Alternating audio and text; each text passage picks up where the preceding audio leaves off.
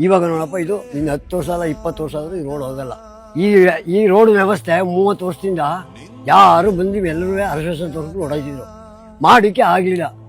ಎಲ್ಲ ಬರೀ ಕಲ್ಲು ಮುಣ್ಣು ಗುಂಡು ಎತ್ತಿ ಅದು ಇದು ಎಲ್ಲ ಗುಂಡಿ ಬಿದ್ದೋಗಿತ್ತು. ಇವಾಗ ದರ್ಶನ್ ಪುಟ್ಟಣ್ಣವ್ರ ಕಾಲದೇಶದಿಂದ ಫುಲ್ ಎಲ್ಲ 1.5 ಅಡಿ ಕಾಂಕ್ರೀಟ್ ಹಾಕವ್ರೆ. ದರ್ಶನ್ ಪುಟ್ಟಣ್ಣವ್ರಿಗೆ ಧನ್ಯವಾದಗಳು. ಅವ್ರು ತಿರುಗಾಡಕ್ಕಾಯ್ತಲ್ಲ ದೊಡ್ಡ ಬೀದಿ ಒಳಗೆ. ನಮಗೆ ಎಲ್ಲ ವಯಸ್ಸಾದವರು ಎಲ್ಲ ಹೋಗಿ ಬಂದು ಹಿಂಗ್ ರೋಡ್ ಅದೇ ಅಂತಿದ್ರು. ಇವತ್ತೇನೋ ನಿಂತು ನಮಗ್ ಮಾಡಿಸ್ಕೊಟ್ಟಾರೆ ಕಣಪ್ಪ, ಅವ್ರಿಗೆ ಧನ್ಯವಾದ. 30 ವರ್ಷದಿಂದ ಈ ರೋಡ್ ಅನುಕೂಲ ಇಲ್ದಾನೆ ತಿರುಗಾಡಕ್ಕೆ ತೊಂದರೆ ಆಗಿತ್ತು. ಏನೋ ಪುಟ್ಟಣ್ಣಯ್ಯವ್ರ ಮಗ ಬಂದು ಕೇಳ್ಕೊಂಡು ನಾವು ಎಲ್ಲ ದಯವಿಟ್ಟು ಅಂತ ಅವ್ರು ಕೈ ಮುಗಿಲಾಗಿ ನಮಗೆ ರೋಡ ತಿರುಗಾಡೋಕ್ಕೆ ನಮ್ಗೆ ಅನುಕೂಲ ಮಾಡಿಕೊಟ್ರು. ನಮ್ಮ ವಯಸ್ಸಾದವ್ರಿಗೆ ತುಂಬ ಸಪ್ಲೈ ಮಾಡಿದ್ರು. ತುಂಬ ಅವರು ಸಂತೋಷ ರೀ. ಅವ್ರು ಒಳ್ಳೆ ದೇವರು ಆಯುಷ್ಯ ಆರೋಗ್ಯ ಕೊಡ್ಲಿ. ದರ್ಶನ್ ಪುಟ್ಟಣ್ಣಯವರಿಗೆ ಧನ್ಯವಾದಗಳು. ಈ ಗ್ರಾಮದಲ್ಲಿ ಈ ಬೀದಿನಲ್ಲಿ ಹಲವಾರು ದೇವಸ್ಥಾನಗಳಿದೆ. ಇದೇ ಬೀದಿನಲ್ಲಿದೆ, ತುಂಬ ಕಿರಿದಾಗಿತ್ತು.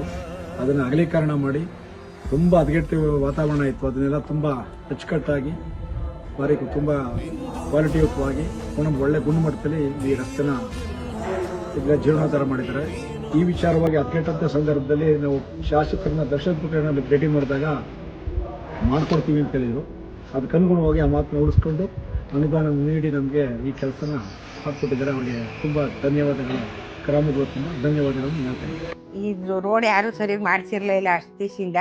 ಈಗ ಪುಟ್ಟಣ್ಣಯಿಂದ ದರ್ಶನ್ ಪುಟ್ಟಣ್ಣ ಗೆದ್ದ ಮೇಲೆ ರೋಡ್ ಚೆನ್ನಾಗಿ ಮಾಡಿಸವ್ರೆ. ಯಾರು ಬಂದಿರಲಿಲ್ಲ ಇಷ್ಟು ದಿನ ಗಂಟ. ಅವ್ರಿಗೆ ಆರೋಗ್ಯ ಬಗ್ಗೆ ಹೆಚ್ಚಿನ ಆರೋಗ್ಯ ಕೊಡಲಿ, ತುಂಬ ಒಳ್ಳೆಯದಾಗಲಿ. ಹಿಂಗೆ ಒಳ್ಳೆಯದಲ್ಲಿ ಎಲ್ಲ ಕಾರ್ಯಕ್ಕೂ ಒಳ್ಳೇದು ಮಾಡಿಕೊಡ್ಲಿ. ದರ್ಶನ್ ಪುಟ್ಟಣ್ಣವ್ರಿಗೆ